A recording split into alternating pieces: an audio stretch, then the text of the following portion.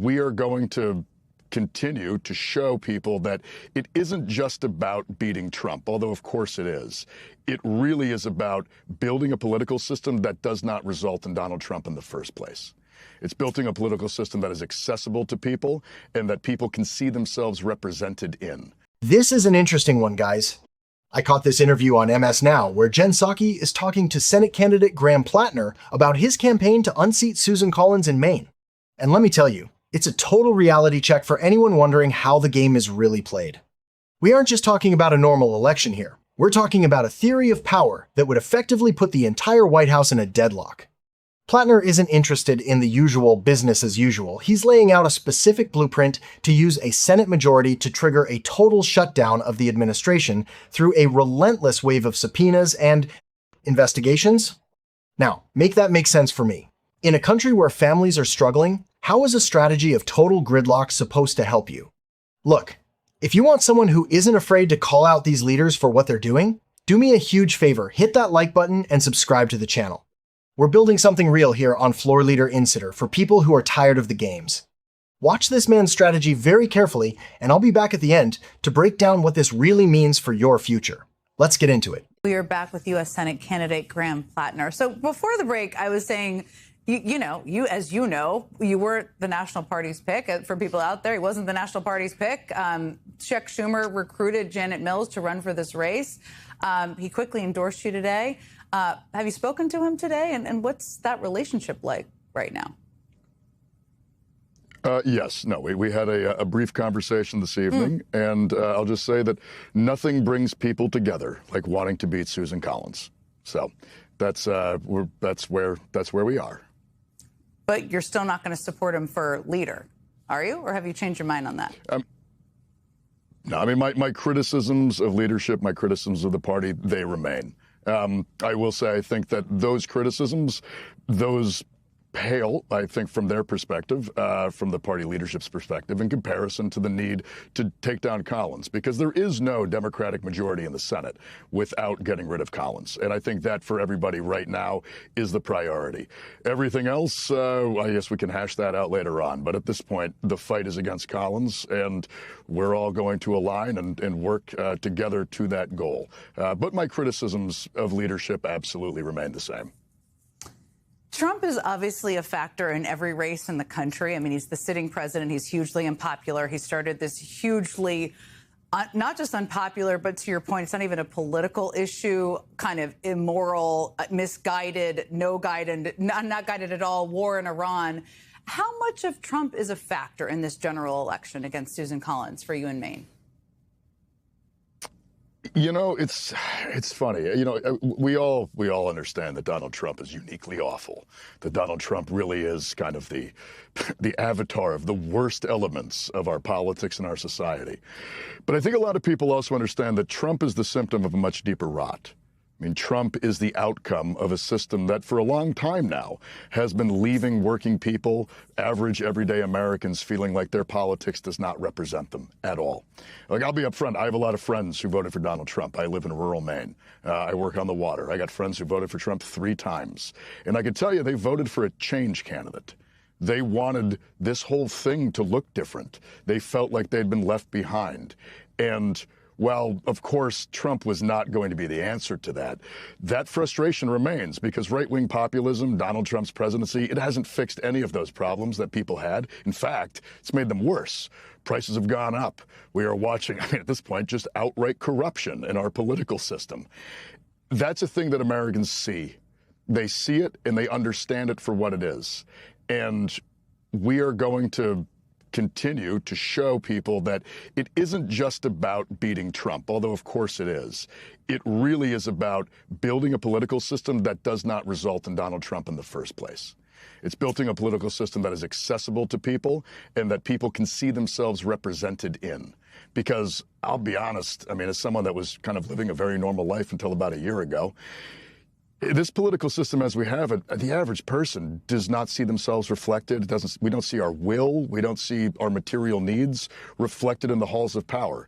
And that's really what we're engaged in. So when it comes to Collins, her inability, let me rephrase, her attempt to thread this needle where she is pro-Donald Trump enough to try to appease his loyalists, but also anti-Donald Trump enough to try to trick everybody else into supporting her.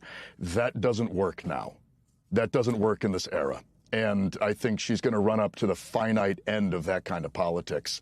And we're going to very much continue pointing out that she doesn't stand up to Donald Trump. She doesn't reign in his power. And his abuse of that power is making things materially worse day after day for the average American.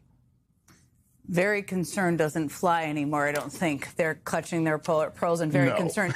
Let me ask you about some other aspect of this, and you alluded to this. I mean, you ran your campaign in part by running against Washington. This is a very effective thing for people to do out there right now. Washington is not exactly popular. Youth is also very popular. But you ran against, Washington, its inadequacies, and the failure of Democrats, too, to use power and think boldly enough. So if you're elected to the Senate, it's possible, I started the show talking about this, that you could be in the majority. How do you think power should be wielded if Democrats are given that, for people who are just getting to know you, try to figure you out there? Well, first and foremost, I think we need to understand that the Democratic Party needs to form a theory of power. I don't think it's had one for a long time. It's had a theory of management. The Republican Party has, which is one of the reasons why we find ourselves in these straits. With a theory of power, you have to define the end state. What is the goal? What do you want to use your power in the service of? And then, how are you going to craft the policies to get there? And more importantly, build the political will and the political power to make those policies a reality. Something we're going to have to do if we're in the majority. We need to use the power we get to shut this White House down. We do that, I think one of the best ways is through committee hearings and investigations. I want the Trump administration not to function because everyone in the White House is being hauled under subpoena in front of a Senate committee day after day after day. Not just because, one, we have so many crimes to investigate. At this point, we can probably be doing this for the next 30 years. But two, because it's a lever of power. Using subpoena power, bringing people in for investigations, that keeps them busy. And that doesn't allow them to go start another stupid war. That doesn't allow them to continue to give billionaires more and more and more of our economy. And so I think it's very important that if we're in the majority, we're going to wield the power that we have to rein this thing in. I also think, and I'll just be upfront, I don't believe a single U.S. Democratic senator should vote for a nominee out of the Trump administration moving forward. I think we need to use all of the power we have around funding and the power of the purse to stop paying for these kinds of stupid wars, stop paying for agencies like ICE, stop paying for the things that the Trump administration is doing that are materially hurting our democracy and hurting working people. But we need to get people into office who have a theory of power and who understand that the purpose of power isn't just to have it, it's to use it. It's to wield it and in the service of a long-term goal. And I mean, honestly, that's not what we've been seeing for quite some time. I told you. Did you hear that? That is the most honest theory of power we have heard in a very long time. Graham Plattner is admitting what we all feel. The system is broken, and his only solution is to pull the emergency brake and grind it to a halt so the elites can't keep moving their agenda forward. He's talking about a total strategy of paralysis, hauling every official in for hearings day after day after day so they can't move an inch. And look, he's right about one thing. This isn't just about one person. It's a symptom of a deeper rot. He's the outcome of a system that has left working people feeling like they have zero representation in the halls of power. But my question is, does shutting everything down actually put food on the table for the guy working on the water in Maine? Or is this just another way to play the game differently while the same people stay at the bottom? It's time for us to grab our own. Because whether it's a liberal or a conservative, their first allegiance is usually to the power of their party, not to your household budget. This strategy of total gridlock is just another way for them to fight over the steering wheel while the ship is still taking on water. But I want to know your take.